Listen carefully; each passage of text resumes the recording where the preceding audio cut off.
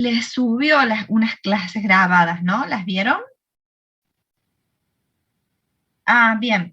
Y bueno, espero que el lunes que viene ya tengan clase. Y si no, bueno, tendrán más clases grabadas. Les pido que las vayan viendo y vayan haciendo los ejercicios, ¿sí? Porque no nos queda mucho para el parcial.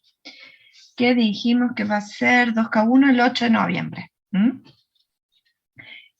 También hoy contesté algunos mails en que, bueno, me pedían la devolución del parcial. La verdad que les pido disculpas, pero he tenido 300 parciales para corregir, así que, bueno, contestar los mails por ahí se me hace bastante difícil. La verdad que no veo la hora de que por lo menos los parciales sean presenciales, así es mucho más fácil hacerles la devolución en la hoja.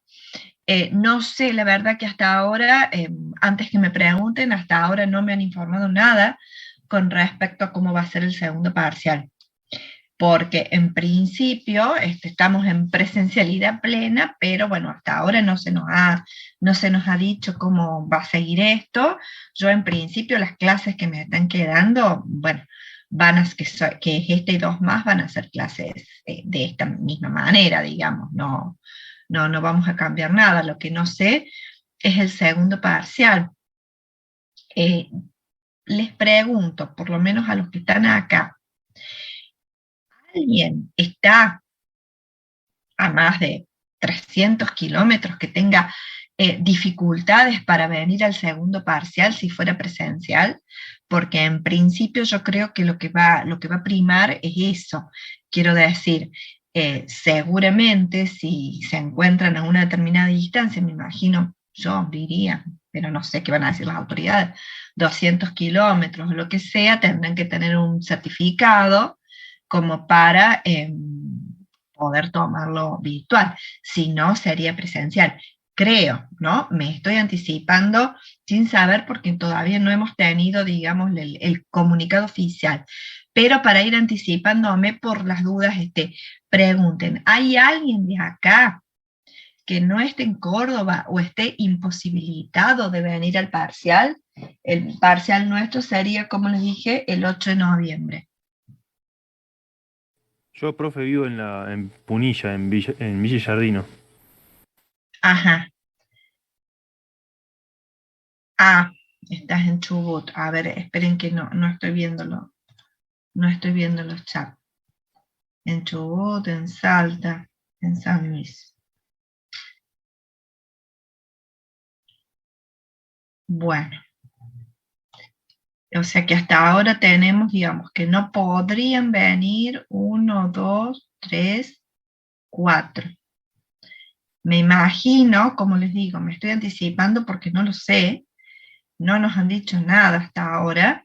Me imagino que si llegara a ser presencial el parcial, quienes no pueden venir tendrían que, bueno, presentar un certificado de a dónde se encuentran, ajá, a dónde se encuentran, yo no sé, me imagino, hecho por quién, por la policía, me imagino. Estoy hablando, digamos, en lo que yo haría porque no nos han dicho nada. Eh, digamos, los que están en otros lados y ya no pueden venir al parcial, me imagino que tendrían que tener un certificado, estimo yo, de la policía, estimo, de certificado de residencia. Eh,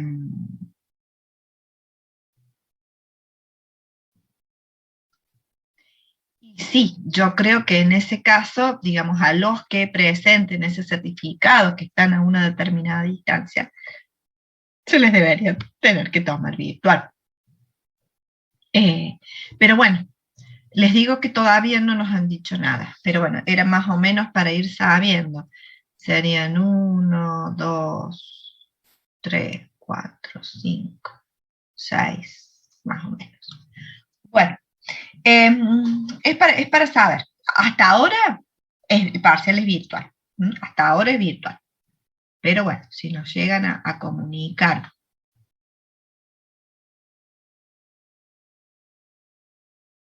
claro. Sí, sí, sí, es un problema, es un gran problema cambiar, digamos, a presencialidad faltando un mes de clase. Pero bueno, como les digo, no hay ningún comunicado oficial, yo simplemente quiero saber, digamos, quiénes eh, no podrían venir a la presencialidad. Bueno, por lo pronto no se hagan problema. En principio sigue siendo todo como arrancamos. ¿M? Todo en la virtualidad, las clases y el parcial. Sí, ya creo que los exámenes, eso sí, los exámenes ya, eso sí, ya creo que van a ser presenciales. Bueno, vamos a arrancar. Hasta la clase pasada terminamos de ver líquidos, ¿no es cierto? A ver, háganme hacer memoria porque con el otro curso estoy un poco desfasada, entonces se me confunde. Nosotros vimos líquidos, ¿sí? Terminamos de ver líquidos. Bueno, ahora vamos a comenzar con sólidos y vamos a intentar poder lo que podamos ver de soluciones. Bueno, vamos a compartir. Ver sólidos primero. Bueno. Bueno, como habíamos estado viendo, como habíamos ya estado viendo los distintos estados de agregación de la materia, acuérdense que el estado, digamos, con mayor grado de libertad, más desordenado y más simple de la materia era el estado gaseoso, donde primaban fuerzas intermoleculares muy débiles. Después nos íbamos al estado líquido y finalmente el estado de la materia más ordenado, donde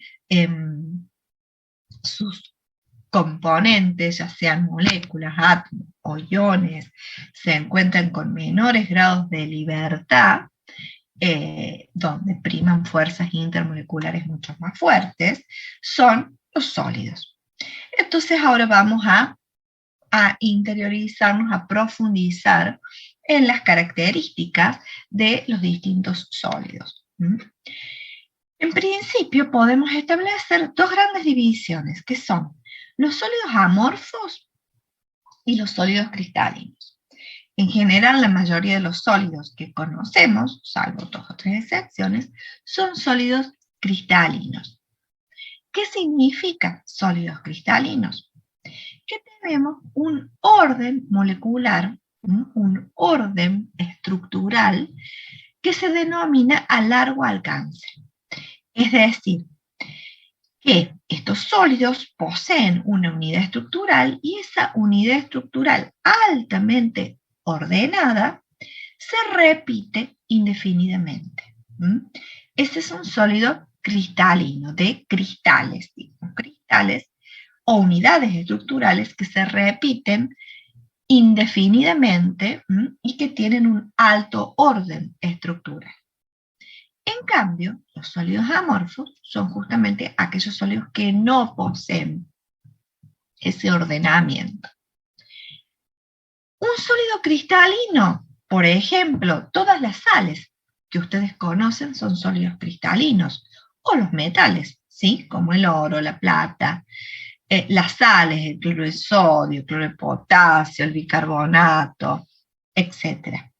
Son sólidos cristalinos, es decir, todos los sólidos naturales que podemos, compuestos químicos sólidos, ver o encontrar en la naturaleza son sólidos cristalinos. Ahora bien, con esta definición, ¿qué les parece o con qué pueden asociar un sólido amorfo? ¿Sí? Teniendo en cuenta que, por ejemplo, la sal de mesa es un sólido cristalino, ¿sí?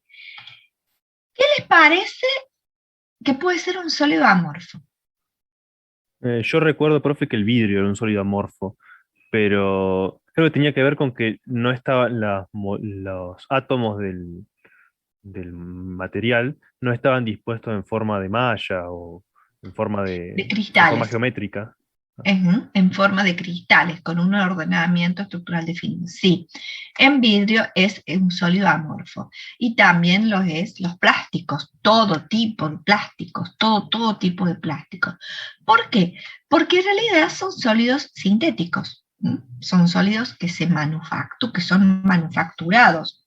Entonces, cuando ustedes observan sólidos naturales, han sido formados a lo largo de millones de años, todos los recursos naturales sólidos de la Tierra, y estas componentes, ya sean moléculas, átomos o iones, se han ido acomodando, ordenando espacialmente, como dice acá la definición, ocupando posiciones específicas, posiciones definidas. Entonces tienen una distribución tridimensional regular, es decir, poseen un ordenamiento estricto y un ordenamiento a largo alcance, infinito, indefinido.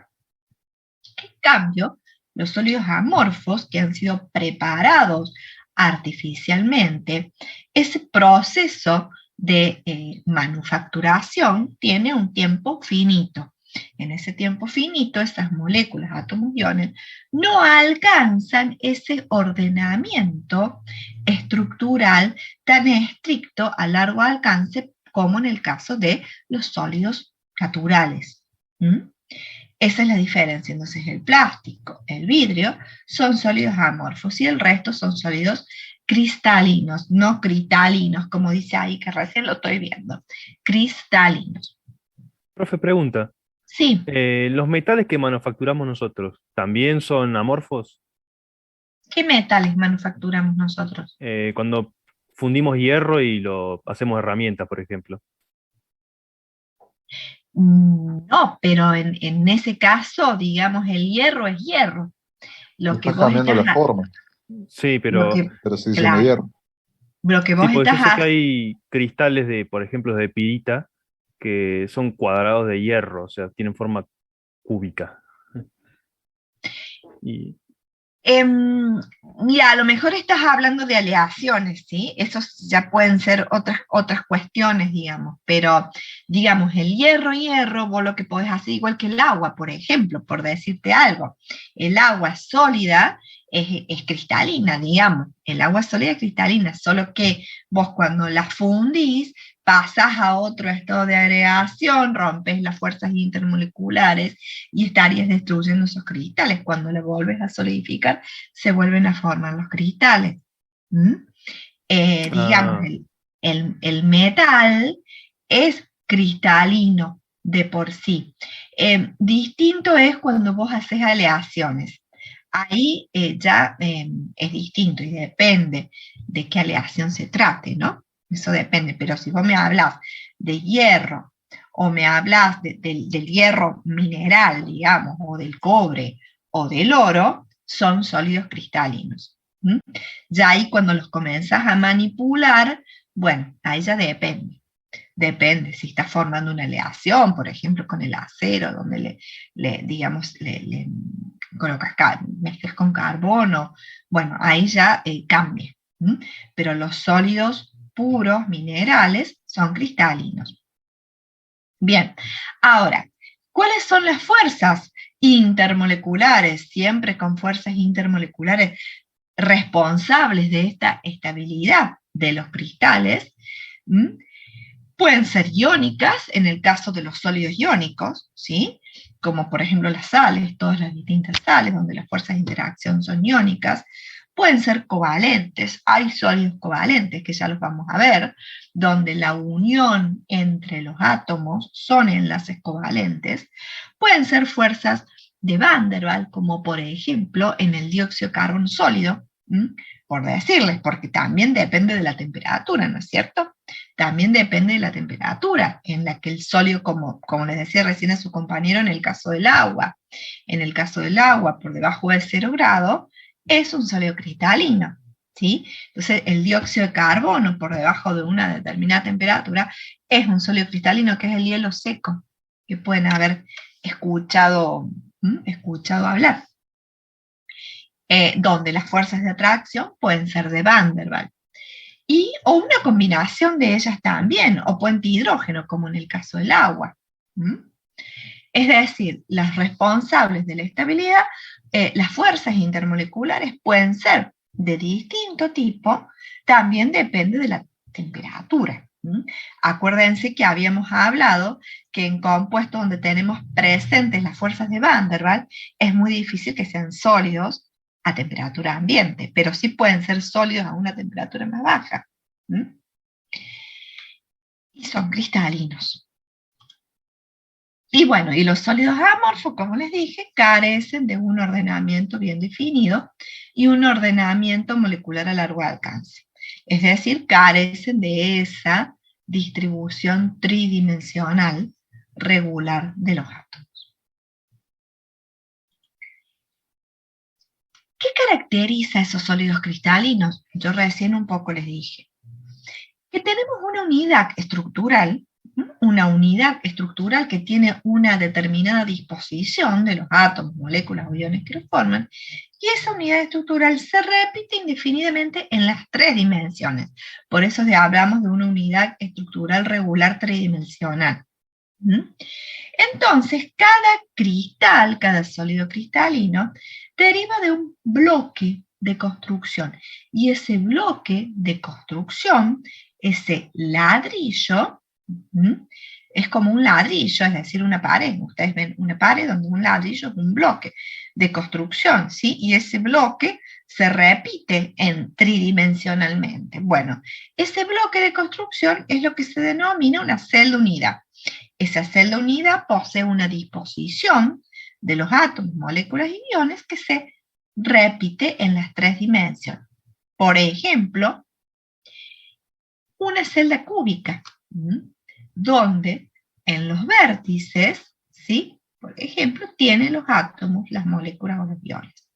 Existen distintos tipos de celdas unidades, ocupados o no, en distintos puntos con moléculas, átomos y iones. Cada punto donde en esa celda unidad se ubica un átomo, una molécula o ion, se denomina cristalográficamente, se denomina punto reticular. Por ejemplo, en una celda cúbica, donde tenemos átomos, moléculas o iones, en los vértices de la celda es un tipo de celda. Después podemos tener una celda cúbica, por ejemplo, centrada en las aristas, donde los átomos, moléculas o iones se encuentran en el centro de cada arista. O una celda cúbica centrada en las caras, se llama, donde los átomos, moléculas o iones se encuentran en el centro de las caras.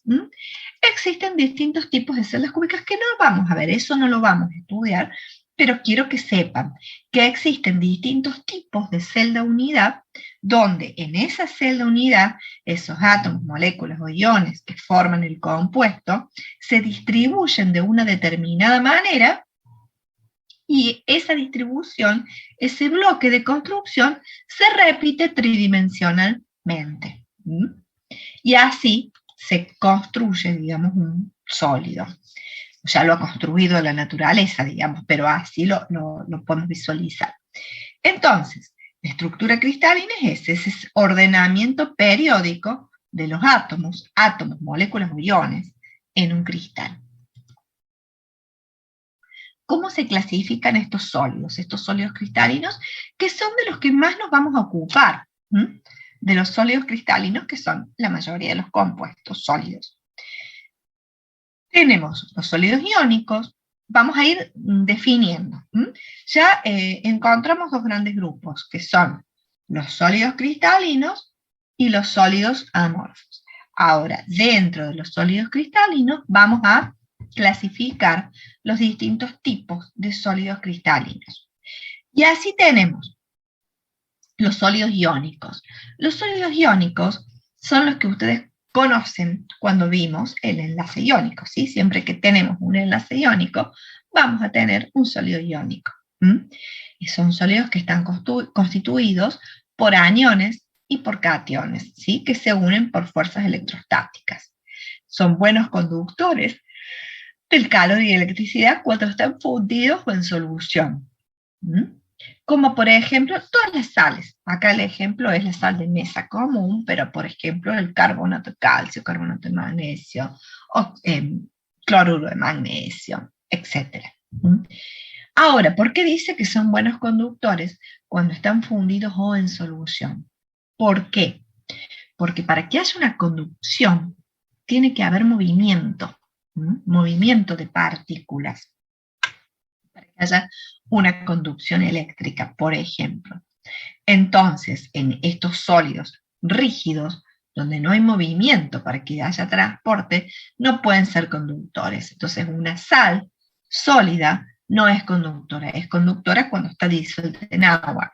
Y ustedes saben, ¿no es cierto?, que por qué el agua es conductora.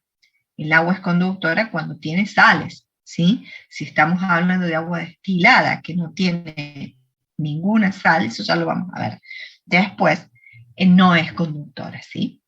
Pero digamos, cuando nosotros disolvemos sales en agua, las hidratamos, ¿sí? Las hidratamos, acuérdense que como hidratábamos el agua tenía la capacidad de solvatar, ¿sí? Y por atracción electrostática de ion dipolo, acuérdense, el agua podía disolver a los compuestos iónicos y a los compuestos polares.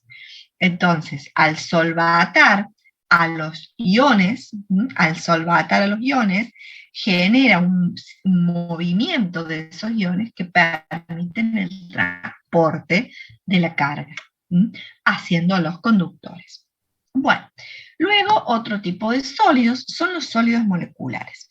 Los sólidos moleculares, como el agua, ¿sí? El agua a una temperatura por debajo de 0 grados es un sólido molecular, que me indica que en cada uno de esos puntos reticulares, los que hablaba recién, es decir, por ejemplo, los vértices de una celda cúbica, ¿sí? O los centros de las aristas de una celda cúbica, es decir, puntos reticulares donde se encuentra el átomo o la molécula, cada punto reticular en los sólidos moleculares está ocupado o por átomos o por moléculas, ¿sí? Como en el caso del agua.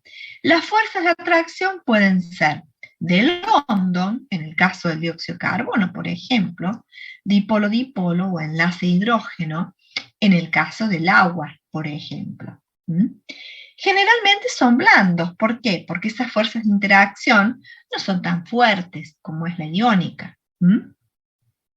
Y son aislantes. Estos sólidos son buenos aislantes. No hay forma de que conduzcan la corriente, ¿sí? Porque no hay posibilidad de desplazamiento o movimiento de cargas. Luego tenemos los otros tipos de sólidos, que son los sólidos metálicos. En el sólido metálico vamos a hacer lo vamos a decir muy general y después vamos a ir en particular a estudiar los sólidos metálicos. En general, los sólidos metálicos están integrados por átomos que se unen por enlace metálico. Y ya vamos a ver en profundidad cómo ocurre este enlace metálico.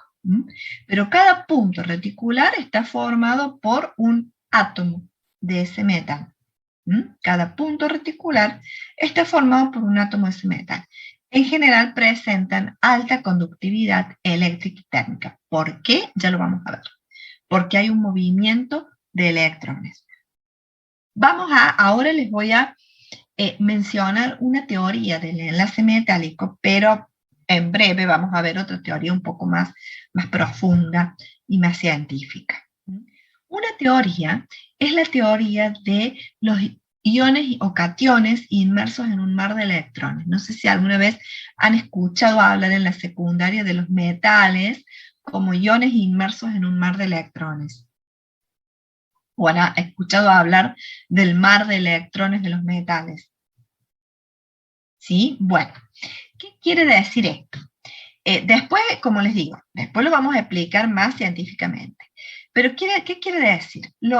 Ustedes saben que los metales se encuentran a la izquierda en la tabla periódica, y bueno, después también tenemos los elementos de transición, pero siempre para el lado de la izquierda, y son muy electropositivos.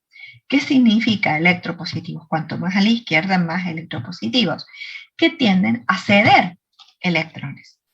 Entonces, cuando estamos en presencia de un metal, que tenemos todos átomos del mismo metal, y estos tienden a ceder electrones, se puede visualizar el enlace metálico como cationes del metal que han cedido electrones, ¿sí? Y han cedido electrones a la estructura, los electrones de valencia, no los electrones del último nivel. Los han cedido a la estructura de manera que podemos visualizar una estructura como un mar de electrones donde están inmersos los cationes. Por lo tanto, es decir, esos electrones, como esos metales son muy electropositivos y tienden a ceder, tienen la capacidad de deslocalizarse y distribuirse entre todos los átomos. Es decir, ya esos electrones no le pertenecen a un átomo en particular, sino a todos. Están deslocalizados.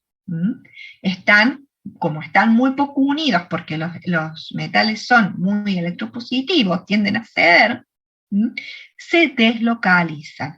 Entonces podemos considerar que tenemos estos cationes del metal inmersos en ese mar o en esa nube de electrones. ¿Y qué es lo importante de esto? Que esto es lo que genera la conductividad eléctrica, porque esos electrones deslocalizados se encuentran en movimiento y pueden transportar la corriente eléctrica. Como les digo, en unas próximas filminas vamos a ver ya la teoría del enlace metálico un poquito más avanzada. Antes, déjenme ir a la última clasificación de los sólidos cristalinos, que son los sólidos covalentes. No son muchos los sólidos covalentes que existen. Los ejemplos más clásicos son el diamante y la sílice, el dióxido de silicio, el del parcial, para algunos. Estos son sólidos que tienen un ordenamiento tridimensional, pero en ese ordenamiento tridimensional existen enlaces covalentes, realmente enlaces químicos covalentes. ¿Qué significa? Que cuando nosotros tenemos la estructura del dióxido de silicio, el silicio, que tiene valencia más 4, valencia 4, y puede cada silicio estar unido, ¿sí? Por enlaces covalentes, en realidad a 4 oxígenos y cada oxígeno unido a otro silicio, es decir, se forma una red de silicio con 4 oxígenos, cada uno de esos oxígenos a su vez unido a otro silicio, es decir, una red tridimensional covalente, ¿sí? De uniones o enlaces covalentes entre silicio y oxígeno. Y por lo tanto, al haber en esa red enlaces covalentes, enlaces químicos y no intermoleculares covalentes, es que estos compuestos son los más duros, los que tienen más altos de fusión. El diamante lo mismo, el diamante que tiene 4 electrones de valencia, también puede formar una red de cada carbono unido a otros 4 carbonos, y dar lugar a esta red covalente. Y es por eso estos sólidos que son aislantes son sumamente duros porque presentan esos enlaces químicos en su estructura, enlaces químicos covalentes. No sé si saben, pero por ejemplo, el diamante se utiliza para la punta de determinadas herramientas de corte, justamente por su dureza. Sí, se usan a veces para bisturís o cosas que tienen que cortar con mucho detalle y Para muy cortar filoso. vidrio también se usa. Claro, exacto, sí, sí. Para cortar vidrio creo que también se usaba a veces. Sí, sí.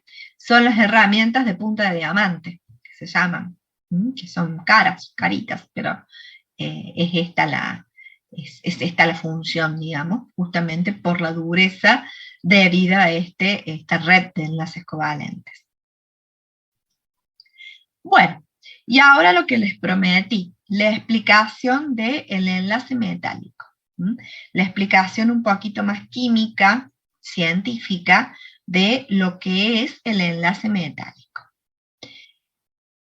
Lo que les acabo de decir, y vamos a tomar como ejemplo el magnesio, por ejemplo, el magnesio que si ustedes ven en la tabla periódica, el magnesio, búsquenlo un poquito, el magnesio tiene número atómico 12, ¿sí?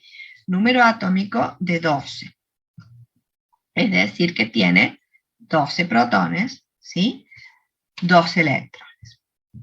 Ahora bien, podemos considerar ese magnesio en un bloque de magnesio como en un bloque de sodio, como en un bloque de potasio, que ese magnesio, si vamos vamos a ir a cada átomo en particular, ¿sí?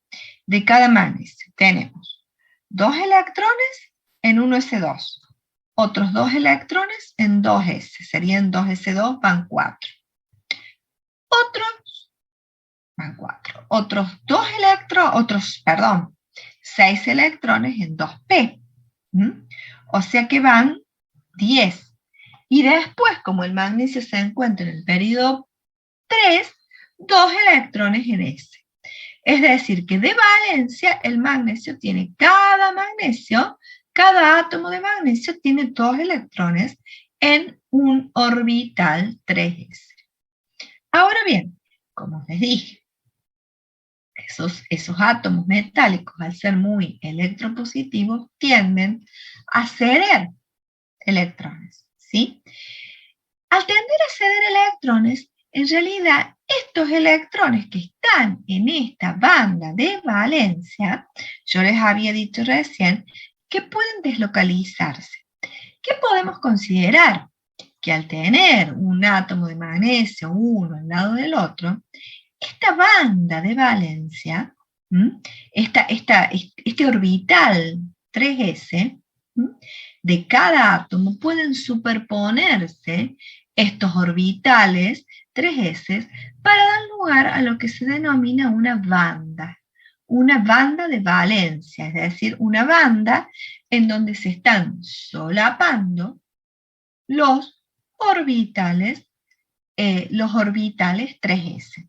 Se solapan y dan lugar a esta banda de valencia. En esta banda de valencia donde se encuentran los electrones 3s de todos los átomos de magnesio. De todos los átomos de magnesio se deslocalizan, como les decía antes, están en ese mar de electrones. Bueno, en realidad ese mar de electrones, ¿por qué está formado? Por este solapamiento de orbitales, en el caso del magnesio, de los orbitales 3s, para dar lugar a una banda de valencia donde se pueden mover esos electrones y no estar pegados a un átomo, sino deslocalizados entre todos los átomos en esa banda de valencia. Ahora bien, los metales tienen otra particularidad.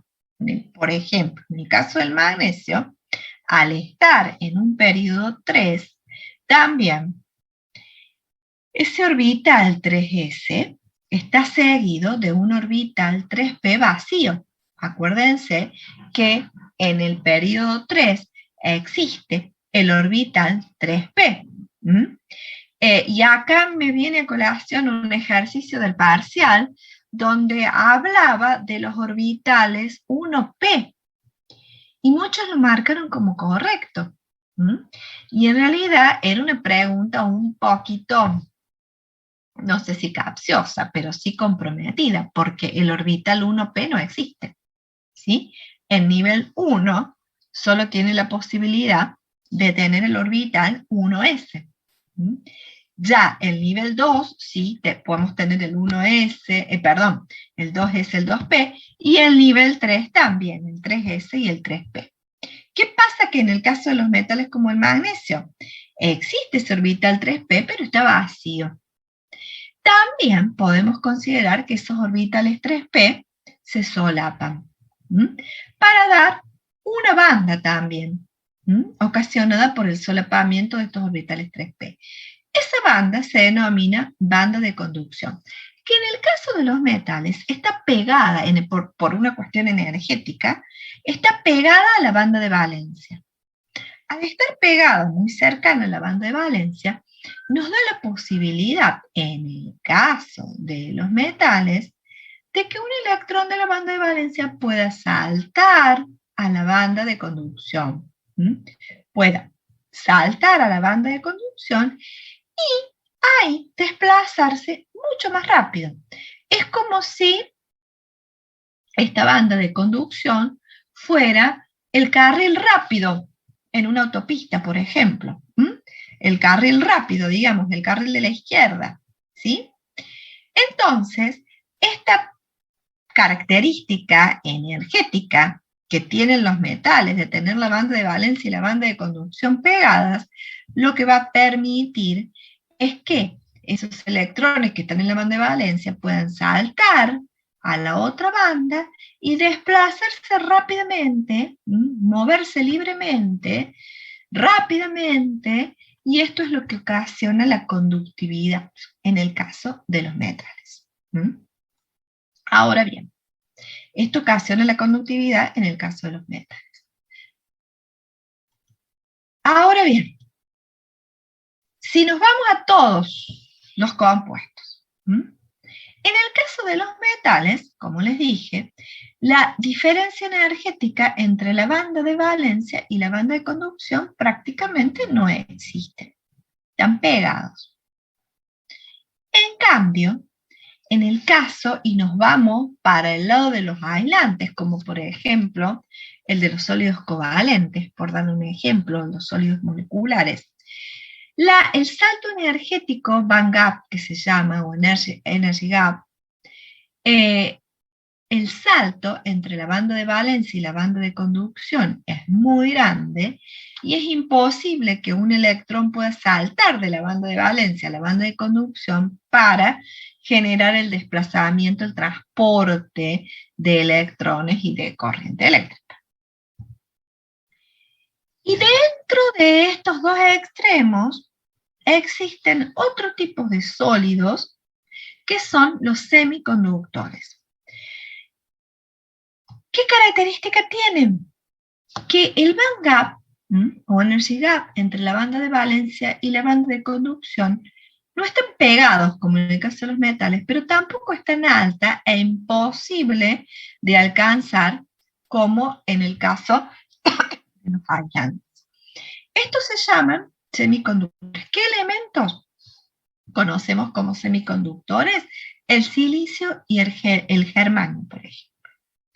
¿Y qué características tienen? Fíjense que el silicio y el germanio el germanio podemos considerarlo un metal, pero está pegadito casi a los no metales, y el silicio es un no metal, pero están ahí, en el límite, ¿sí? Entonces tienen justamente esta particularidad, digamos. ¿Cuál es la particularidad? Al ser semiconductores, si yo en condiciones, digamos, normales, en condiciones ambientes, no van a conducir porque no tengo la banda pegada ni electrones que puedan saltar. Pero si yo le doy energía a este sistema, a un semiconductor como temperatura, puedo lograr que electrones de valencia salten a la banda de conducción y puedan conducir la corriente. También otra posibilidad de poder lograr que estos elementos sean conductores es mediante impurezas. ¿Por qué impurezas? Porque son elementos que yo agrego a estos semiconductores en muy pequeña cantidad, un átomo en 1.000.000, por ejemplo. Por eso estoy hablando de impurezas. Y con estas impurezas yo puedo lograr que el silicio o el germanio sea conductor. Y puedo lograr, con un átomo en 1.000.000, puedo lograr un aumento, un extremado aumento de la conductividad. Por eso que el silicio y el germanio se utilizan en dispositivos electrónicos e inclusive se utilizan en dispositivos electrónicos para disminuir los volúmenes. Se utilizan cada vez más para disminuir los volúmenes de esos dispositivos. ¿Por qué? Porque con esos semiconductores puedo generar un desplazamiento de la corriente eléctrica, un transporte de la corriente eléctrica con un volumen muchísimo menor que el de un conductor, un metal conductor, por ejemplo. Por eso se utilizan en los dispositivos electrónicos cada vez más este tipo de semiconductores. Ahora bien, ¿cómo genero la conductividad? Vamos a ver cómo genero la conductividad. Dijimos, aumentando la temperatura o dopando con impurezas. Imaginemos la red del silicio. Una red de silicio, el silicio tiene 4 electrones de valencia. En ese elemento silicio, en esa red de silicio, cada silicio está unido a otro silicio, compartiendo un par de electrones. Ahora bien, si yo en esta red reemplazo un átomo, 1 en 1.000.000, como les dije antes, reemplazo un átomo, por ejemplo, por fósforo. El fósforo que tiene valencia 3, el fósforo tiene, perdón, fósforo sí, el fósforo no, valencia 5, es decir, el fósforo tiene 5 electrones para compartir. Acuérdense que también era uno de los ejercicios del parcial, el tricloro y fósforo. Tiene 5 electrones para compartir. Como el carbono tiene 4, me está sobrando un electrón. Un electrón que no lo puedo compartir con otro con el silicio. Entonces, este electrón que sobra puede deslocalizarse en esa red, ¿sí? Deslocalizarse en esa red, saltar en esa red como un efecto dominó y generar la conductividad. Estas impurezas se denominan impurezas donadoras porque donan electrones tipo Nd negativas, ¿sí? Y entonces un silicio dopado con fósforo puede conducir la corriente. Otro tipo de impurezas son las tipo P, que son las impurezas aceptoras como en el caso del boro. El boro está en el grupo 3, es decir, tiene 3 electrones para compartir. Al tener 3 electrones para compartir, ¿qué pasa? Falta un electrón para compartir con el silicio. Al faltar un electrón se genera lo que se denomina un hueco en la red, un hueco electrónico. Ese hueco electrónico es capaz en la red de captar un elemento de un átomo continuo, generar otro hueco y así sucesivamente este efecto dominó que también me genera el transporte de carga o me genera la conducción de los electrones. Y de esta manera yo puedo generar la conducción en elementos semiconductores, digamos que a temperatura ambiente puros no son conductores. Bueno, esto con respecto a metales y a metales no metales que son semiconductores. Otros sólidos, es decir, uno de los sólidos que, digamos, nosotros nos vamos a enfocar en este curso, en 2 sólidos que pueden ser de interés para la especialidad, ¿sí? O por lo menos que hemos considerado en la elaboración de los programas de química, que pueden ser sólidos de interés para la especialidad. Uno son los semiconductores, ¿sí? Y otros sólidos, otro tipo de sólidos, semisólidos, son los llamados cristales líquidos. Estos son los 2 tipos de sólidos con los que vamos a ahondar en particular. Como les digo, uno los semiconductores y otros los cristales líquidos. ¿Ustedes han escuchado hablar de cristales líquidos? ¿A dónde los ven o los han visto? ¿Saben algo de cristales líquidos? ¿LCD? ¿Qué Algo había saben? visto. Puede ser que tenían, o sea, que polarizaban la luz, me parece. ¿Saben qué significan las siglas LCD? Liquid Crystal, no sé cuánto creo que era. Display. Display. Los displays de cristales líquidos. ¿A dónde le parece? ¿Dónde han visto o están viendo en este momento los LCD? En La cualquier pantalla. bueno, la En mayoría las de pantallas. En las pantallas de las compus, son pantallas de de display de cristales líquidos, de LCD. Bueno, Aunque vamos a ahora ver se esto. usan mucho los LED, pero Exacto, sí, sí, ahora ya pasan de moda los LCD. sí, pero bueno, pero son los cristales líquidos y vamos a ver cuál es la función de esos cristales líquidos, cómo lográbamos generar la imagen con estos cristales líquidos. Para conocer, para poder hablar de estos cristales líquidos que en realidad son sólidos, son un intermedio entre el líquido y el sólido, en realidad no son específicamente sólidos. Primero, antes de ver cómo funcionan o cómo pueden funcionar para generar una imagen los cristales líquidos, tenemos que ver dos propiedades de ellos fundamentales, tenemos que repasar dos propiedades que seguramente han visto en física, estas dos propiedades. Y una es lo de la polarización de la luz y de qué es luz polarizada, que seguramente lo han visto en física.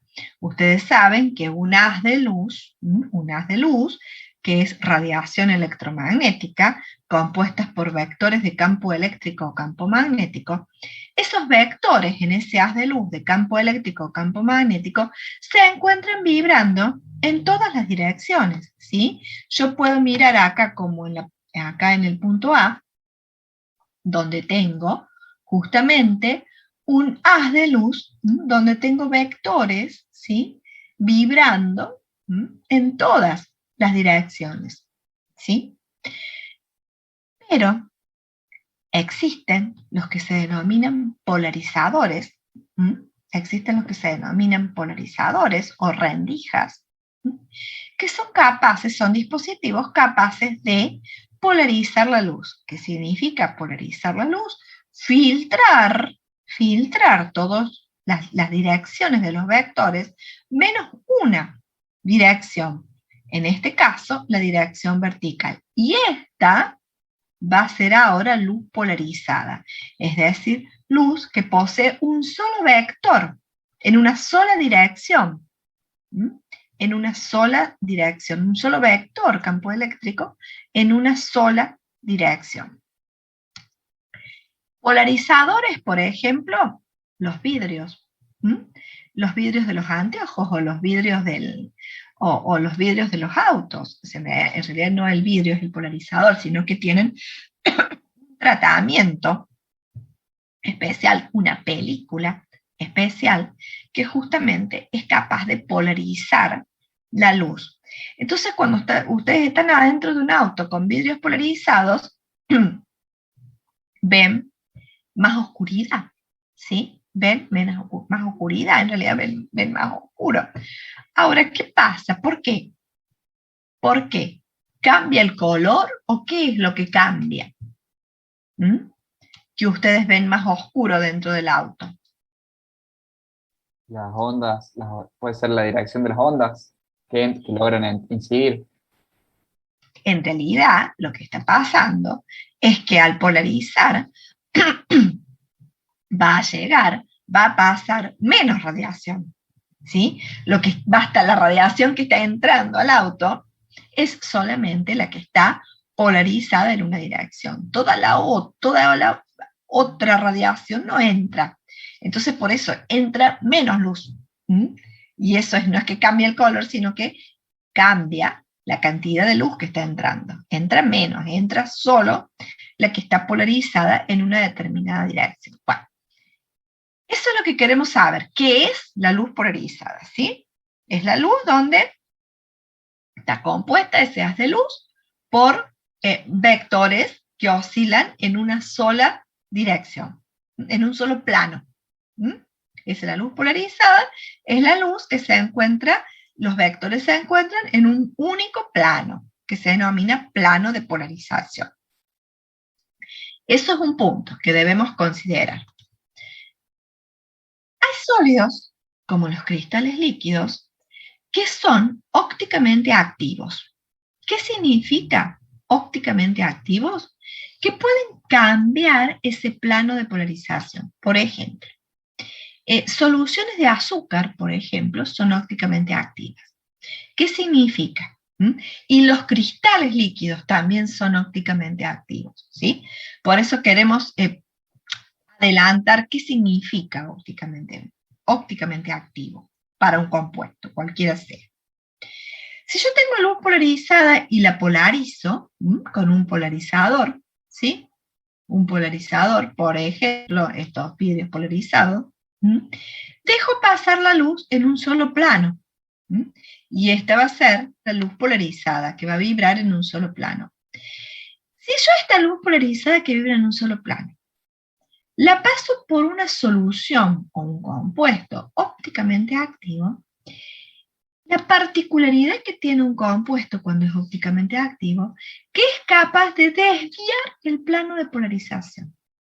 Es decir, si el plano de polarización es vertical, cuando la luz pasa por ese compuesto, va a salir luego que atravesó ese compuesto, vibrando en un campo desviado a 90 grados. Por ejemplo, si entra vertical, saldrá horizontal.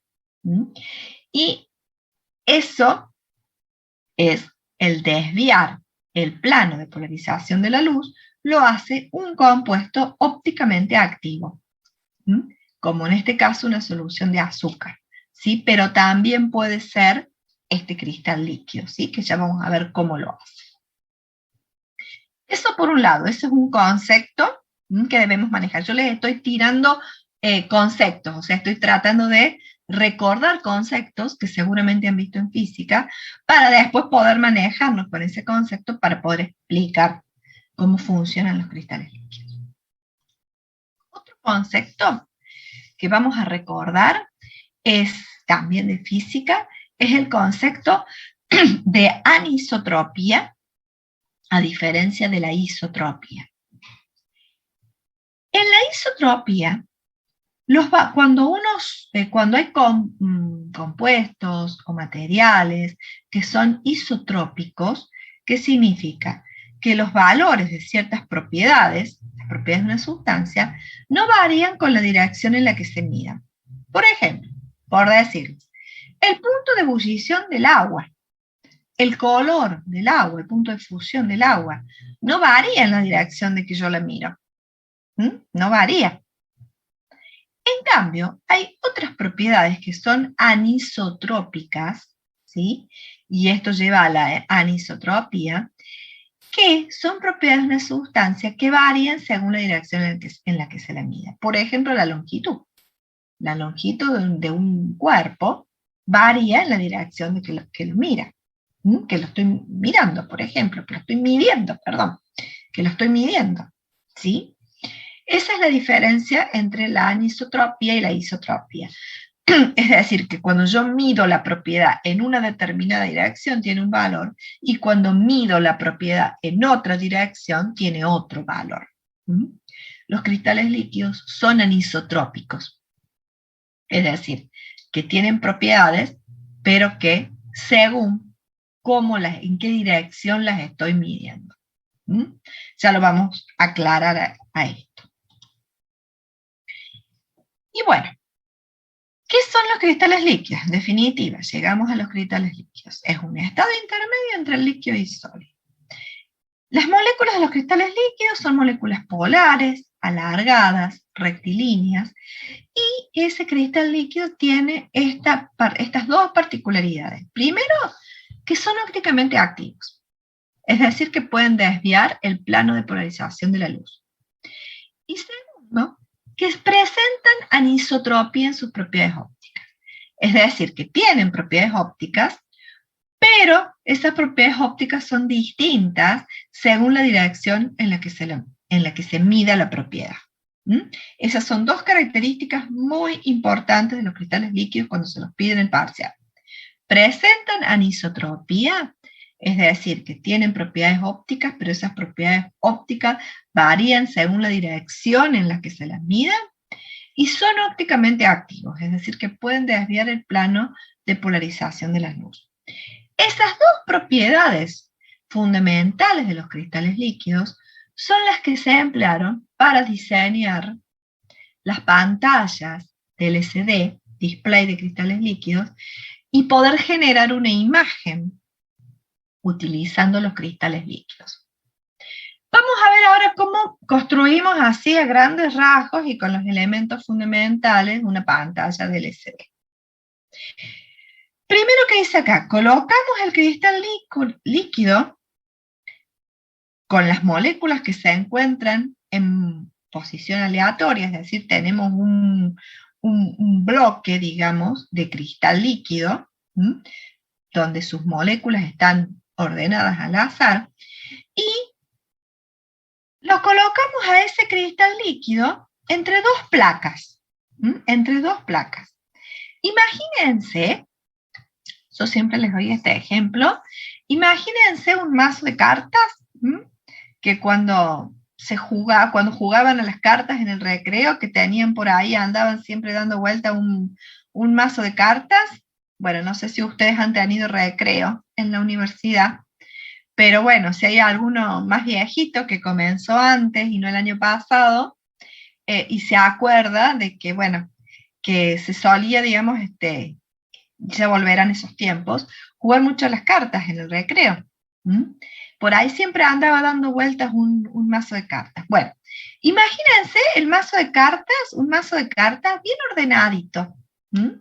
Un mazo de cartas donde, imagínense que cada carta es una molécula de cristal líquido. ¿Mm? Es así, es rectilínea, es alargada. Cada carta es una molécula de cristal líquido. E imagínense las cartas de los extremos, que son dos placas. ¿Mm? Entonces, coloco ese cristal líquido,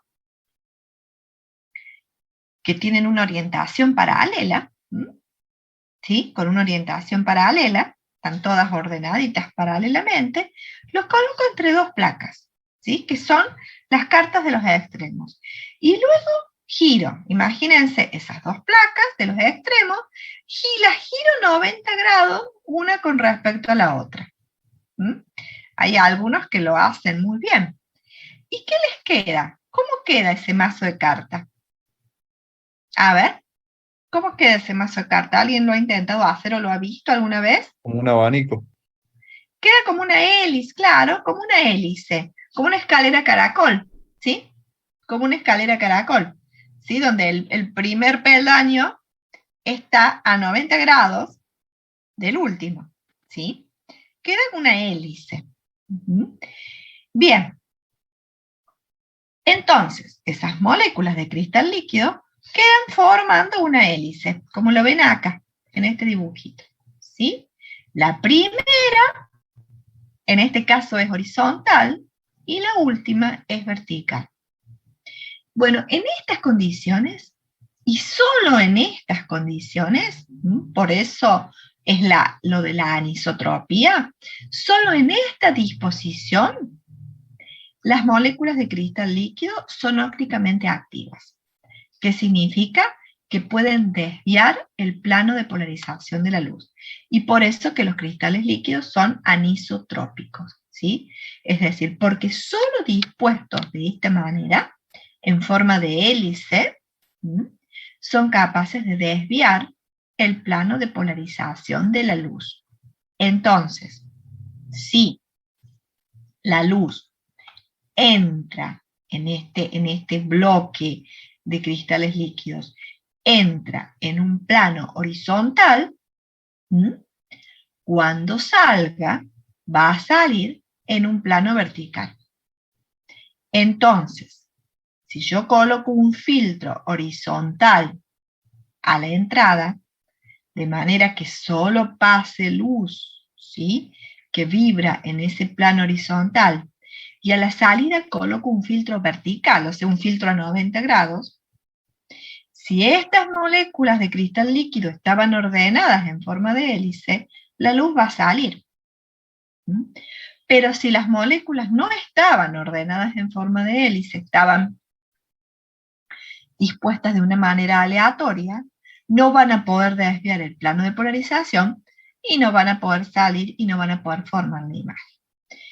Entonces, ¿cómo se acomodan y desacomodan estos cristales líquidos? Mediante descargas eléctricas. Yo ya la parte electrónica no la sé, no se las puedo decir, pero solo les puedo dar el principio desde la química y de decirles que Cuando este cristal líquido está ordenado en forma de hélice, va a desviar el plano de polarización de la luz de manera tal que si entra horizontal, por ejemplo, sale vertical o a la inversa, y si tengo un filtro vertical, va a salir y se va a formar la imagen, voy a tener un punto de luz. En cambio, si estas moléculas no están ordenadas, tendré un punto oscuro porque la luz no va a salir por este otro filtro que se encuentra a 90 grados. Y de esta manera se generará la imagen, que como les digo, este ordenamiento o desorden depende de descargas eléctricas, que bueno, ya la parte de la electrónica exactamente, bueno, no la sé, pero ese es el principio en que se genera la imagen. Fíjense, acá tenemos el cristal líquido ordenado, la luz entra en un plano y sale a 90 grados. No está ordenado, entonces la luz entra, pero no sale. Y bueno, estos son básicamente, acá tenemos otros dibujitos, pero es básicamente sobre lo mismo, ¿sí? Este es básicamente lo que son, digamos, los sólidos o este estado intermedio, sólido-líquido, que vamos a ver, semiconductores y cristales líquidos.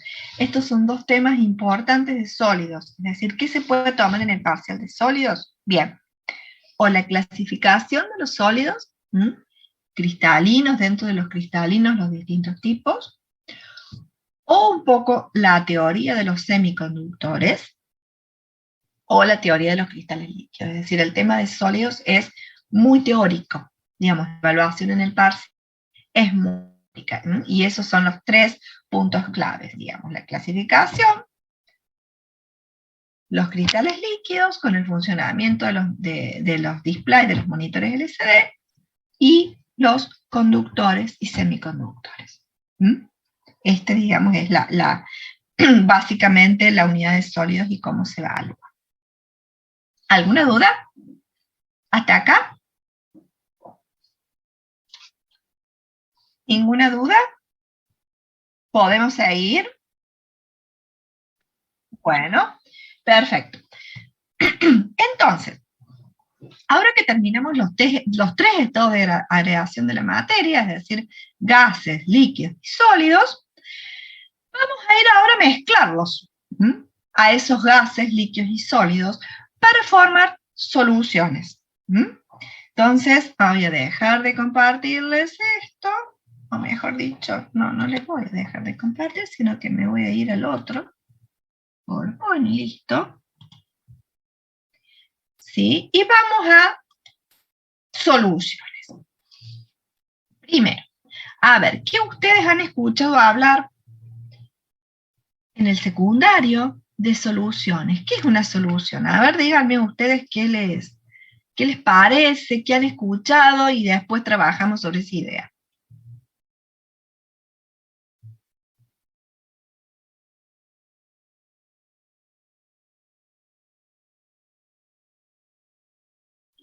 Perfecto.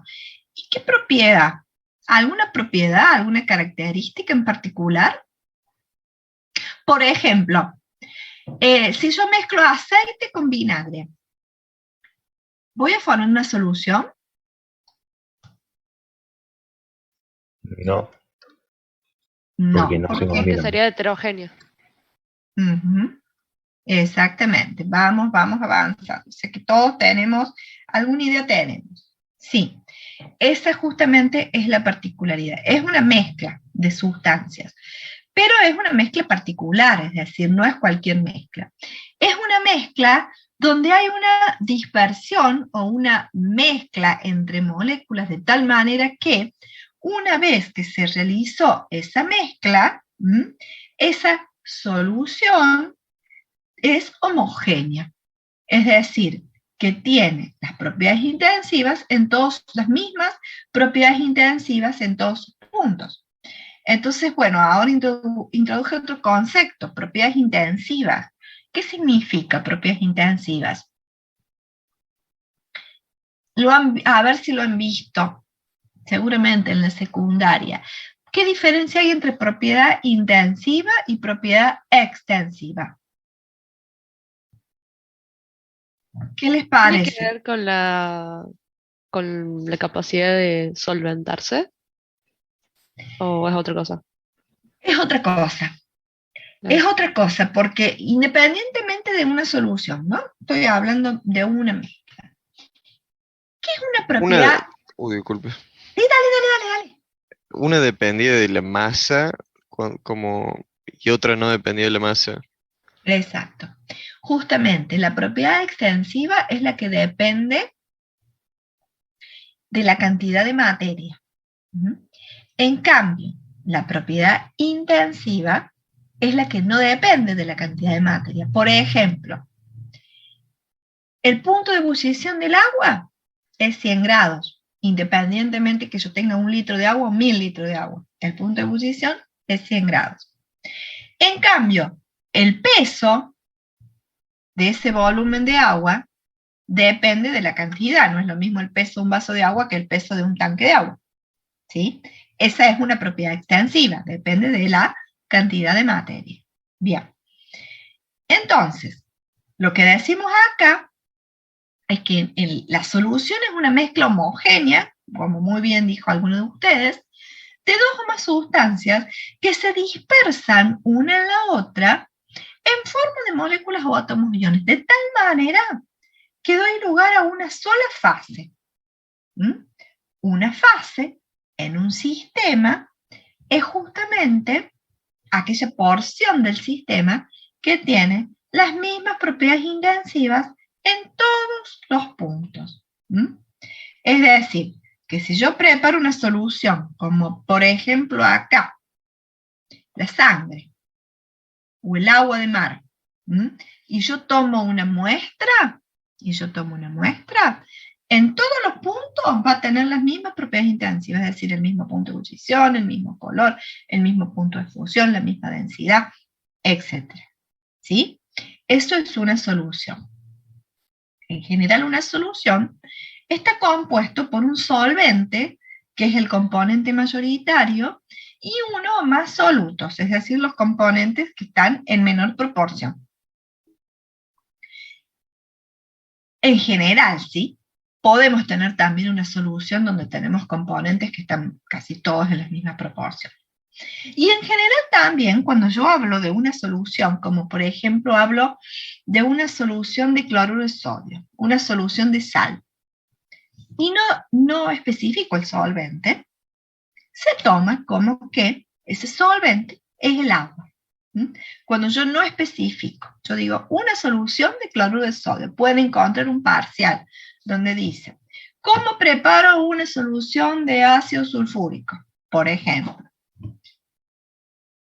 No dice el solvente. Entonces digo, ¿y cómo hago? Me falta un dato, van a decir ustedes. Bueno, cuando no se especifica cuál es el solvente es el agua. Las soluciones pueden ser de distintos tipos, o bien pueden encontrarse en los 3 estados de agregación. Nosotros acá estamos hablando de una solución de cloruro de sodio, o estamos hablando del agua de mar o de la sangre, pero no todas las soluciones son líquidas, ¿sí? Tenemos soluciones en estado gaseoso, en estado líquido y en estado sólido también.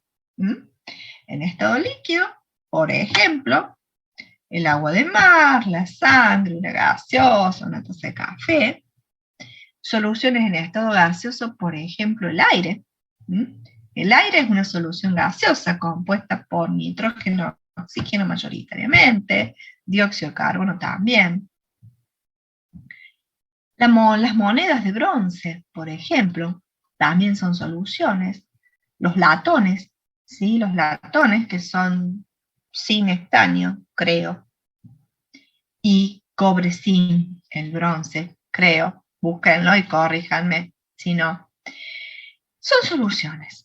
Son soluciones. Entonces, como dijimos, las soluciones se pueden encontrar en distintos estados de agregación. ¿Sí? Gaseoso, líquido o sólido. Soluciones gaseosas, como dijimos, el aire. Los componentes son gases. Soluciones líquidas podemos tener componentes gas líquido, como son, por ejemplo, las gaseosas, que es dióxido de carbono en agua, o líquido, como por ejemplo el vino, que es etanol en agua. O por ejemplo, vinagre en agua. Una solución de vinagre en agua también es el líquido. O también una solución líquido puede ser un sólido en un líquido, como por ejemplo una solución salada, con cloruro de sodio en agua, como el agua de mar. Luego la solución puede ser sólida. Y acá podemos tener el sólido, como les dije, el latón, el bronce, el acero, que es carbono en hierro, y acá está justamente las aleaciones, donde, bueno, me preguntaba su compañero el tema de la cristalinidad, ¿sí? Y que yo les decía que, bueno, que ya depende de la aleación de que se trate. Y una solución que parece rara, pero existe también, es la solución gas sólido. Por ejemplo, hidrógeno en paladio. Es rara, pero existe también esta solución. Y es una solución sólida. Bueno, esos son los distintos tipos de soluciones. Ahora bien, una vez que conocemos que existen las soluciones, que pueden ser sólidas, líquidas o gaseosas, yo les estoy diciendo que es una sustancia disuelta en otra. Pero siempre, y como somos ingenieros, o vamos a ser ingenieros, queremos medir, ¿sí? No nos contentamos con decir, tengo agua con limón, por decirles. Tengo una limonada. Y bueno, pero ¿qué cantidad de limón habrá? Esa es la pregunta. ¿Cómo me gusta? ¿Me gusta bien agria? ¿Me gusta penita? ¿Cómo me gusta la limonada? ¿O cómo me gusta el café? ¿Me gusta muy dulce? ¿Me gusta apenitas? ¿Cómo llego a eso? Tengo que medir. Tengo que medir. Y esa medida de qué cantidad de un soluto se encuentra en el solvente es lo que denominamos la concentración. ¿A qué le llamamos concentración de una solución? A la cantidad de soluto que tengo disuelto en una determinada cantidad de solvente. Esa es la concentración. Lo que nosotros vamos a medir, ¿sí? Para ver si colocamos una cucharada, colocamos 3, colocamos 4, según los gustos. Ahora bien, volvamos a la tacita de café que estaría bueno tomar en este momento. Yo me puede gustar apenitas endulzada, coloco una cucharada, pero me puede gustar muy dulce.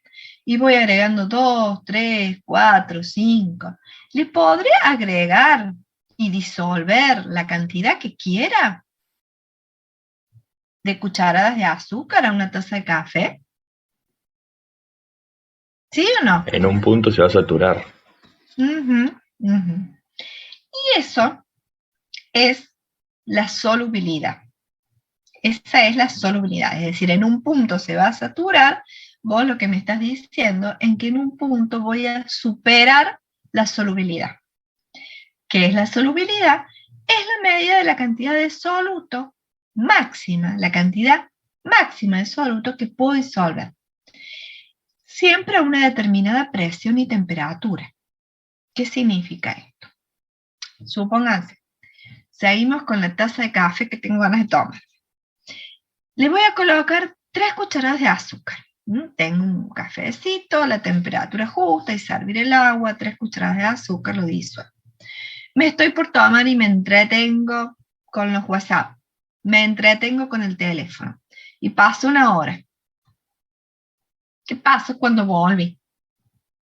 Aparte de que se me enfrió,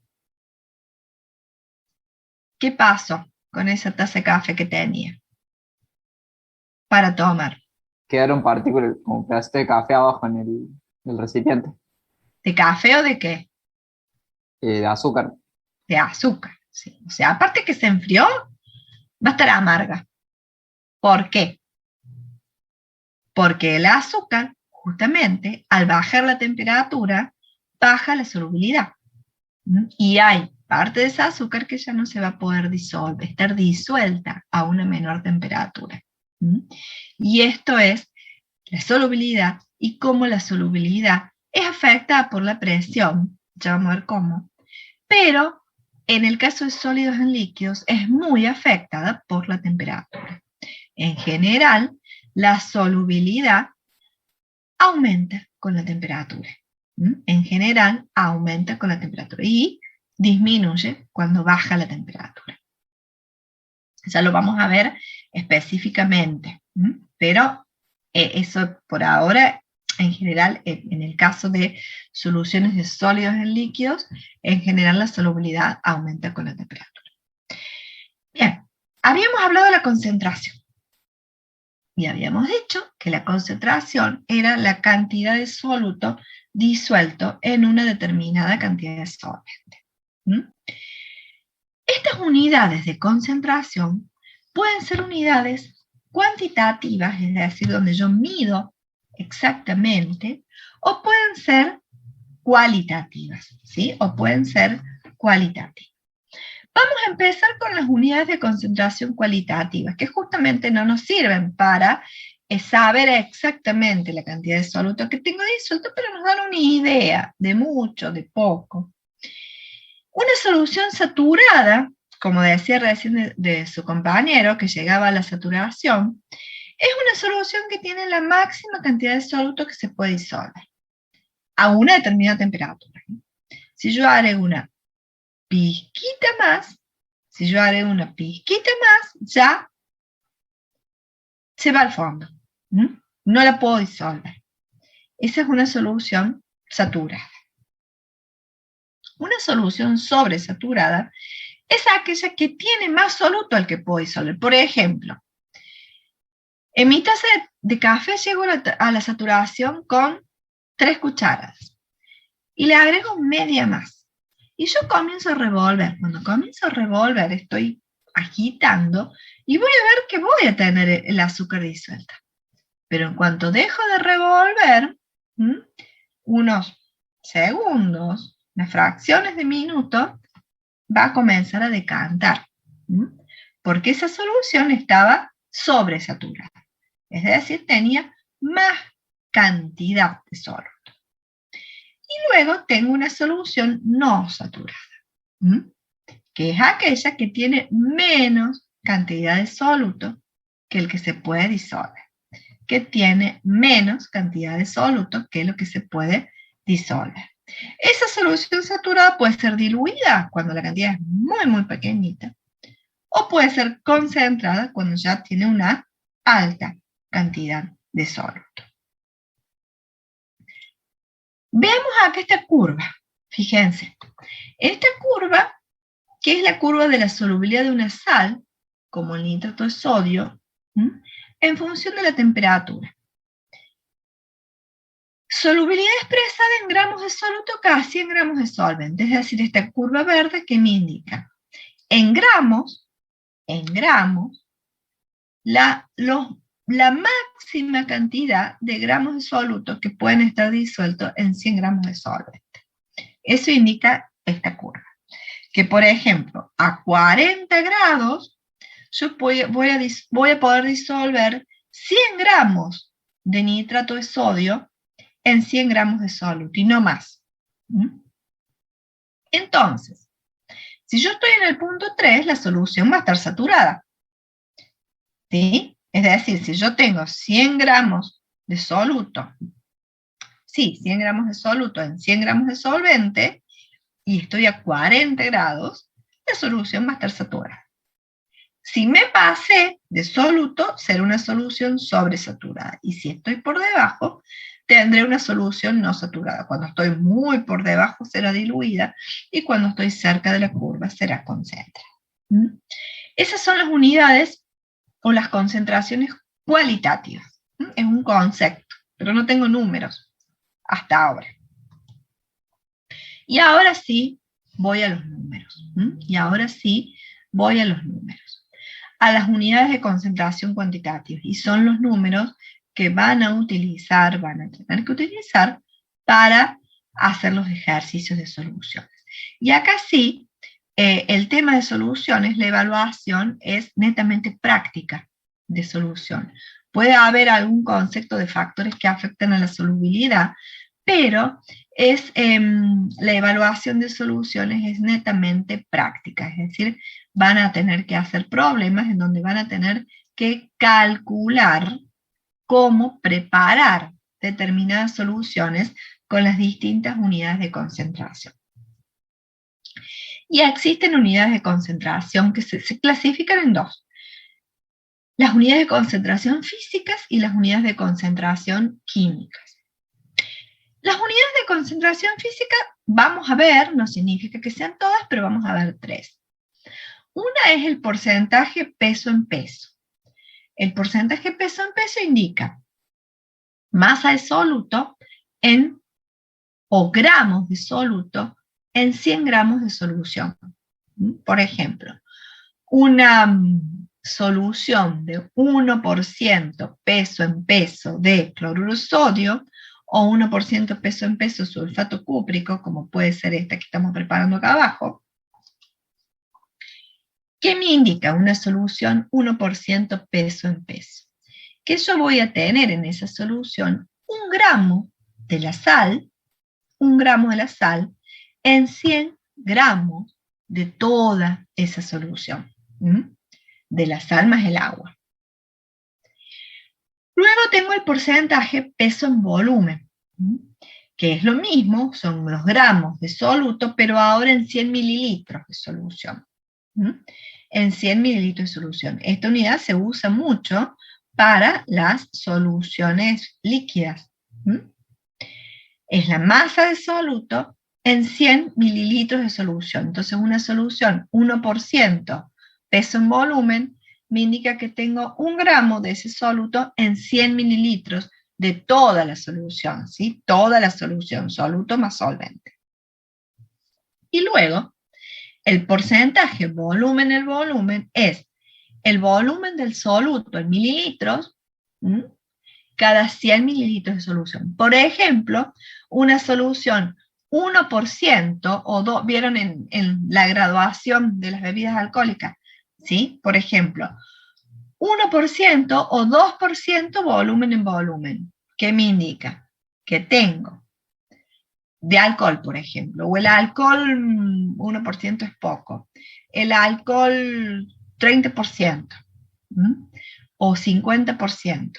¿Qué significa? Alcohol 50%, volumen en volumen. Que tengo 50 mililitros de alcohol en 100 mililitros de solución, es decir, de alcohol más agua.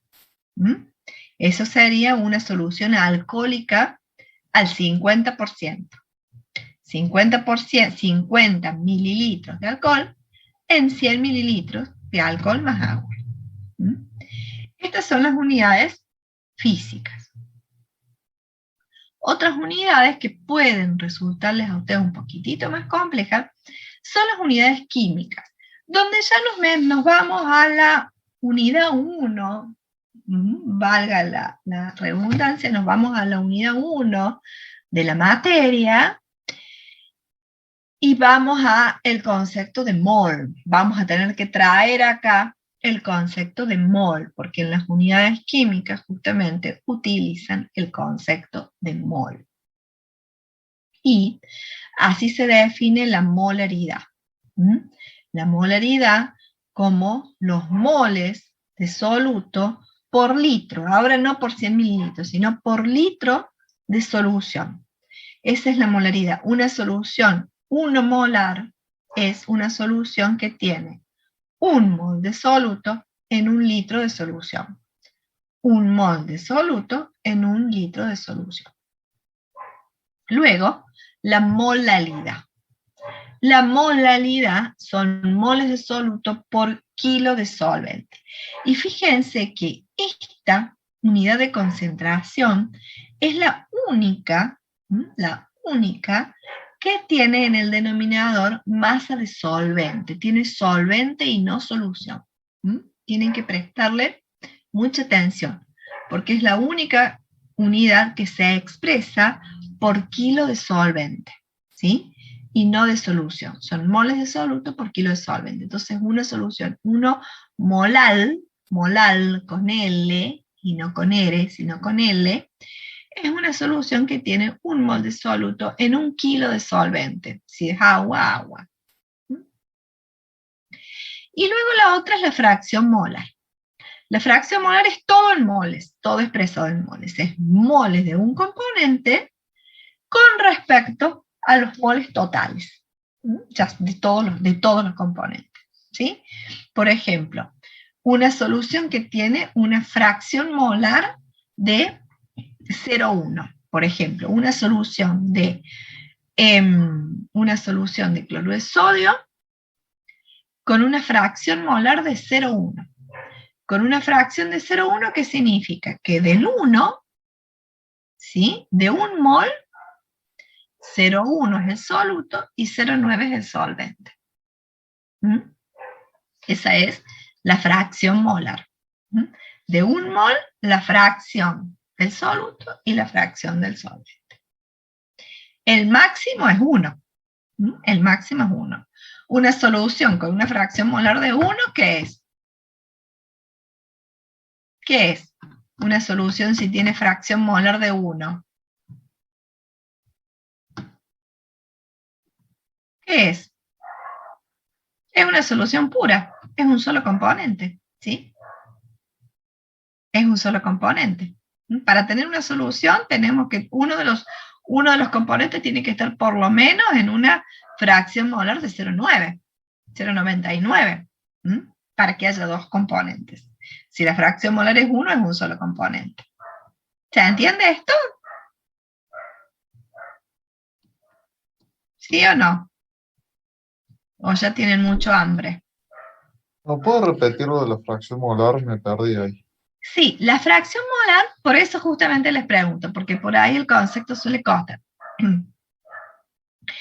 Indica los moles de un componente con respecto a los moles totales. Por ejemplo, si yo tengo el componente A y el componente B, ¿sí? Componente A y el componente B.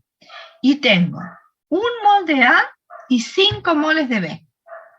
1 mol de A y 5 moles de B. ¿Cuál va a ser la fracción molar de A? Va a ser 1 sobre 6. 1 sobre 6. Eso es la fracción molar. 1 sobre 6, un sexto. ¿Y cuál va a ser la fracción molar del otro componente? 5 sobre 6. Y eso va a sumar 1. Y eso va a sumar 1, sí o sí. ¿Sí? Ahora sí, gracias, profe. Bueno, estas unidades son 6, pero las tienen que saber de memoria. ¿Sí? Estas sí las tienen que saber de memoria, es decir, saber qué significa de memoria. Yo nunca les pido estudiar de memoria, pero esto sí lo tienen que saber. ¿Sí? La definición. Yo no les digo que me van a escribir esto, pero si yo les digo, tengo una solución de 1% peso en peso de sulfato cúprico, ustedes tienen que saber que eso estoy queriéndoles decir que es 1 gramo de sulfato cúprico en 100 mililitros de la solución. Bien.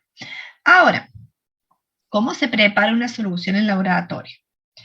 Este año tampoco irán al laboratorio, pero bueno, creo que la profe les va a preparar o les ha preparado un práctico virtual donde van a ver cómo se preparan soluciones y otras cosas más. ¿Cómo preparo una solución? Por ejemplo, yo les digo que quiero que ustedes me preparen una solución 1% peso en peso de sulfato cúprico, como este, ¿sí? Esta es una sal. Sulfato cúprico es una sal. Una sal sólida, que la van a encontrar en el laboratorio en un frasco color caramelo. Una solución, un sólido, es un sólido. Quiero que preparen una solución, si no les digo nada, es en agua, de 1% peso en peso. Perdón, vamos a hacerlo más fácil primero. 1% peso en volumen. 1% peso en volumen. Es decir, que van a tener que colocar 1 gramo en 100 mililitros de la solución. ¿Qué vamos a hacer? Primero vamos a buscar los elementos. Una balanza para pesar el gramo. Un vidrio de reloj donde pesamos. Y un matraz, que van a ver que un matraz es material de vidrio en el laboratorio. En el laboratorio existen distintos materiales de vidrio que también, bueno, lo van a ver con la profe.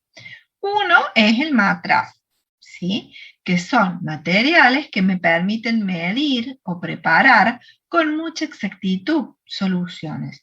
¿Por qué? Porque los matraces vienen aforados. ¿Qué significa el aforo? Que está tan de moda, ha estado tan de moda lo del aforo con esta pandemia. El aforo es un límite, es un límite. En el caso del matraz, si el matraz es de 100 mililitros, en el cuello del matraz, fíjense que este material tiene una forma de pera con un cuello largo. Bien, en ese cuello va a tener una marquita. Esa marquita es el aforo e indica que ahí llegan los 100 mililitros, si es que es un matraz de 100 mililitros, ¿sí? Y con exactitud, con muchísima exactitud, estos son materiales de vidrio que se denominan calibrados.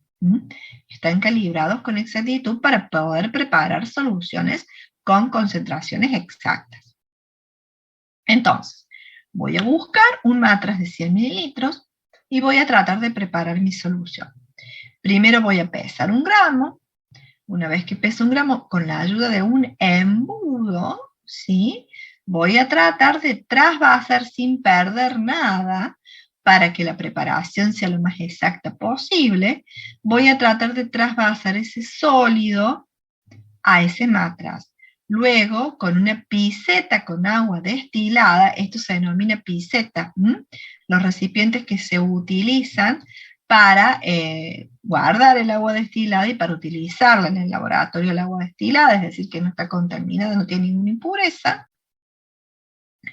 Voy a lavar las paredes del embudo. Voy a lavar las paredes del embudo como para que no quede nada del sólido ni en el embudo, y también voy a tratar de lavar las paredes del matraz para que tampoco quede nada, ¿sí? Que nada que pueda llegar a perder. Luego voy a sacar, voy a seguir completando con agua hasta llegar, y acá no está el dibujo, hasta llegar por debajo de la marquita. Y para no pasarme, generalmente lo que se utiliza en el laboratorio es las pipetas graduadas. Las pipetas graduadas también son material de vidrio calibrado.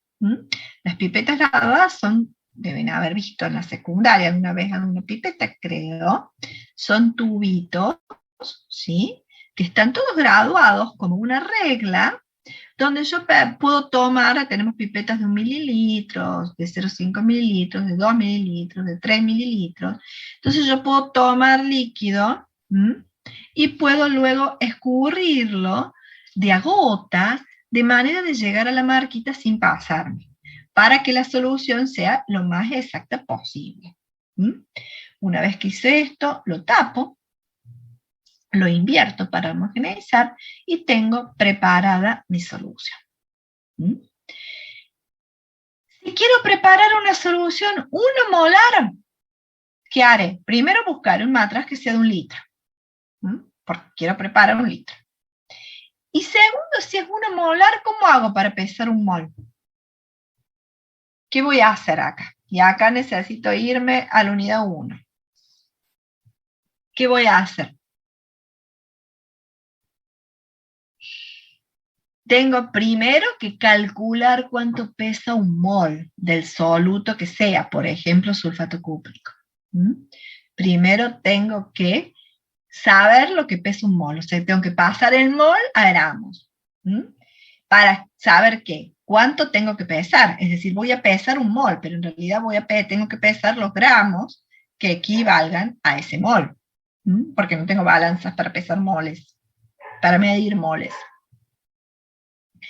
Entonces acá, cuando vamos a usar las unidades químicas, se va a complicar un poquito más, porque tienen, por supuesto, que conocer el peso molecular del compuesto, para poder convertir moles a gramos. Pero bueno, estos problemas son básicamente los que van a hacer en el práctico, ¿no? De cómo preparar soluciones. Si todo el práctico de soluciones se basa prácticamente en esto, ¿sí? Se basa prácticamente en preparar la solución. Bueno, ¿qué nos queda? Para no agobiarlos. Nos quedan 3 temas, pero muy cortitos, que, bueno, vamos a intentar verlos, así cerramos, ¿no? Los de soluciones son temas muy cortitos, que es un poco la parte de lo que es la parte práctica, la parte teórica de soluciones. Y son los factores que afectan a la solubilidad. Yo al principio, cuando empezamos, les di el ejemplo de la tacita de café, y les dije que si la tacita de café se me enfriaba, y se ponía amarga, era porque había disminuido la solubilidad y ahora el azúcar se me había ido al fondo. Bueno, la temperatura es uno de los factores sumamente importantes que afecta a la solubilidad. Otro factor que afecta a la solubilidad es la propiedad del soluto y solvente. Y esto también ya lo hemos visto, en realidad, y lo vamos a reforzar cuando vimos fuerzas intermoleculares, que dijimos que por qué un compuesto iónico se disolvía en agua, por ejemplo, y no se disolvía en tetracloruro de carbono. Bueno, justamente es por esta propiedad que se correlaciona con lo que son las fuerzas intermoleculares. Estas propiedades de solutos y solventes que me dicen que lo similar disuelve lo similar. Es decir, solutos no polares tienden a disolverse en solventes no polares y solutos iónicos o polares tienden a disolverse en solventes polares. Y acuérdense que una pregunta de parcial era un compuesto polar, si se disolvía o no en agua, y en otros temas un compuesto no polar, si se disolvía o no en agua. Y como lo similar disuelve lo similar, si el compuesto era polar, se disolvía en agua, porque el agua, ustedes saben que es polar, ¿sí? Y si el compuesto era no polar, no se disolvía en agua. Esa era la respuesta del último punto del parcial. Y acá como ejemplo tengo azufre, que la variedad alotrópica del azufre es azufre 8. El azufre es un compuesto no polar, no hay forma, son átomos de azufre, no hay forma que tenga polaridad, es un compuesto no polar. Y vamos a ver qué pasa si lo quiero disolver en agua y si lo quiero disolver en sulfuro de carbono. Si lo quiero disolver en agua, voy a ver el recipiente de la izquierda, ¿sí? Y si lo quiero disolver en sulfuro de carbono, voy a verlo de la derecha. ¿Qué pasa? Ustedes ven que a la izquierda tienen como una espuma, es decir, no se disuelve fácilmente en agua. Y tengo 2 fases. ¿Por qué? Porque el agua es polar. Entonces, polar no disuelve a no polar. En cambio, el sulfuro de carbono es una molécula no polar, que creo que alguna de las moléculas del parcial era, me parece que sí, alguna era. Y es un compuesto lineal, la geometría electrónica es lineal, y la geometría molecular también es lineal, y es un compuesto no polar. Al ser un compuesto no polar, sí disuelve al azufre que es no polar. Entonces, este es un factor importante que es la solubilidad, la propiedad del soluto, la solubilidad depende de las propiedades soluto y solvente. Y lo similar disuelve a similar. Esa es una. Otra es la que ya vimos, que es la de la temperatura. En general, la solubilidad de un sólido en un líquido aumenta con la temperatura. Y acá tienen curvas de distintos sólidos que me indican esto. La solubilidad aumenta con la temperatura. De un sólido en un líquido, como en el caso del azúcar en una taza de café. De un sólido en un líquido. El azúcar en una taza de té, de mate cocido, de lo que quieran. De un sólido en un líquido. Ahora pasa lo contrario, exactamente lo contrario, en cuanto a la solubilidad de un gas en un líquido. La solubilidad de un gas en un líquido disminuye con la temperatura.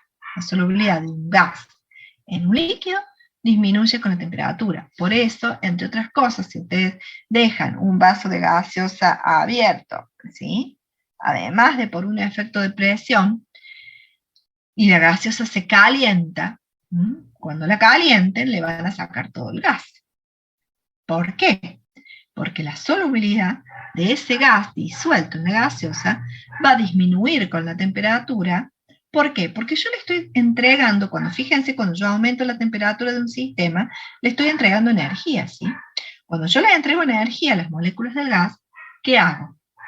Les entrego energía, les estoy dando más energía, les estoy dando más posibilidad de movimiento y más posibilidad de que puedan escapar del seno del líquido.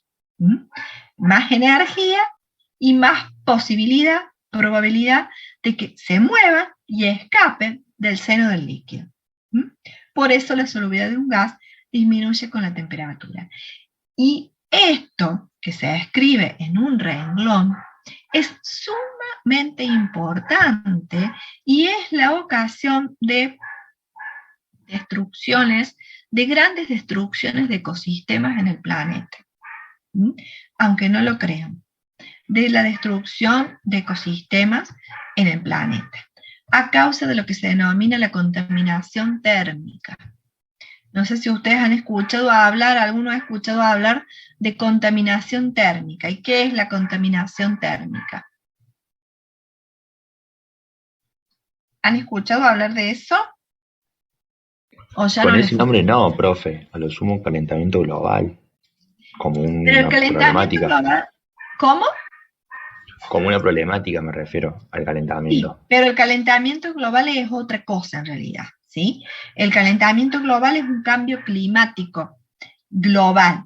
En cambio, la contaminación térmica es más puntual, ¿sí? Se da en determinadas zonas, en determinados ecosistemas, y se da, ¿por qué? Se da por la utilización del agua como factor de refrigeración en las distintas industrias, por ejemplo, en las centrales hidroeléctricas, ¿sí?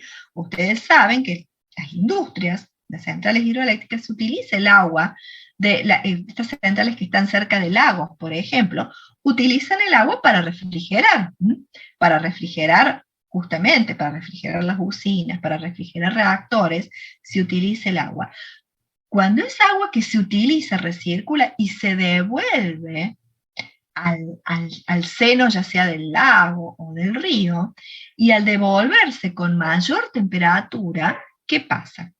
Al devolverse con mayor temperatura, se la devuelve con menos oxígeno. Y eso provoca la muerte de la vida acuática, muertes de distintas especies, o la muerte o el éxodo a otras zonas, y eso hace justamente destruir ciertos ecosistemas.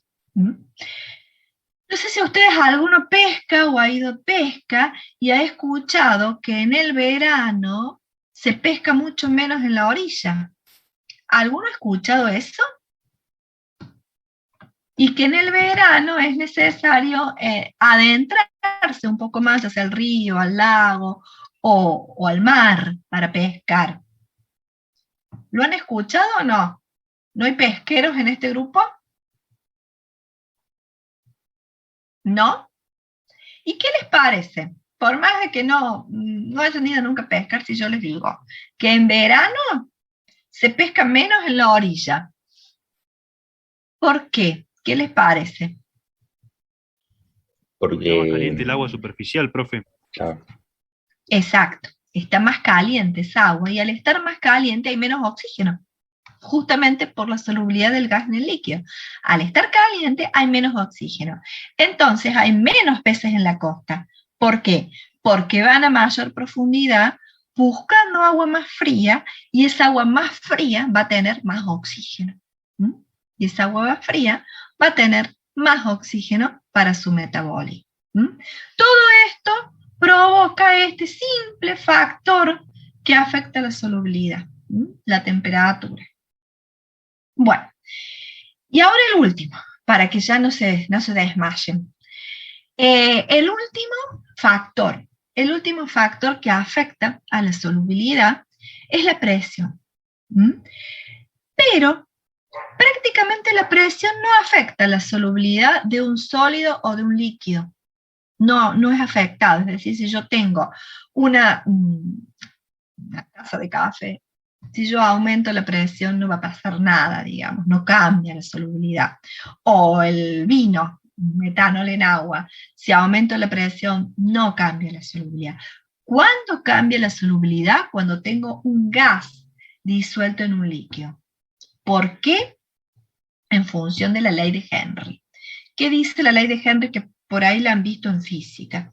La ley de Henry dice que la solubilidad de un gas en un líquido, es decir, cuando yo disuelvo un gas en un líquido, como por ejemplo el dióxido de carbono, que lo disuelvo en agua para producir soda o cualquier otra bebida gaseosa, la solubilidad de un gas en un líquido es directamente proporcional a la presión de ese gas sobre la solución, siempre a una determinada temperatura. Es decir, cuando yo tengo en estos dos recipientes más presión de ese gas, supónganse dióxido de carbono con el que estoy envasando la bebida, la soda,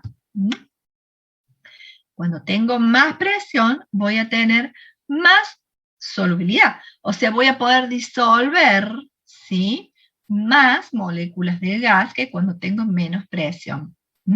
Es decir, la concentración que yo puedo lograr en esa solución del soluto del gas aumenta cuando aumento la presión de ese gas sobre la solución.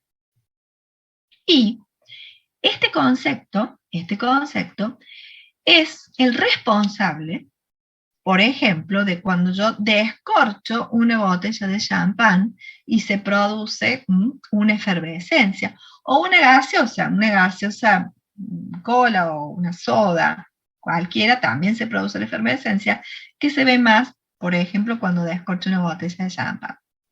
¿Por qué ocurre esto? Porque estas bebidas basadas bajo presión del dióxido de carbono que está disuelto, ¿sí? El champán mejor que la soda o que el refresco. Han sido envasadas bajo presión del dióxido de carbono. Al ejercer presión del dióxido de carbono en el envase, se logró disolver una determinada cantidad de ese gas en el líquido. Como les digo, más en el champán, por ejemplo, que en la soda, pero con presión de dióxido de carbono se logró disolver el dióxido de carbono y lo tapamos. Entonces quedó ahí, confinado el dióxido de carbono. ¿Qué pasa cuando lo destapamos? Cuando lo destapamos, ese líquido, ahora, al destaparlo, va a estar sometido a la presión atmosférica, ¿sí? Pero la concentración del dióxido de carbono, la presión del dióxido de carbono en la atmósfera es muchísimo más baja que la presión a la cual se envasó, hablando del dióxido de carbono, ¿no?, que es el gas que está disuelto. Entonces, como la presión de dióxido de carbono en la atmósfera es muchísimo más baja, disminuye la solubilidad. Como es muchísimo más baja ahora, disminuye la solubilidad. Entonces la concentración del gas en la solución tiende a ser mucho menor. Y el resto, el que no se disuelve, se escapa. Las moléculas se pueden escapar. Al escaparse las moléculas gaseosas generan esa efervescencia, que inclusive si es muy brusca, arrastra también líquido. ¿Se entiende esto? Este es el último concepto que vamos a ver. Pero se entiende, todo esto depende de la ley de Henry, que me dice que la concentración del gas que puedo lograr en el líquido depende de la presión. De la presión de ese gas sobre el líquido.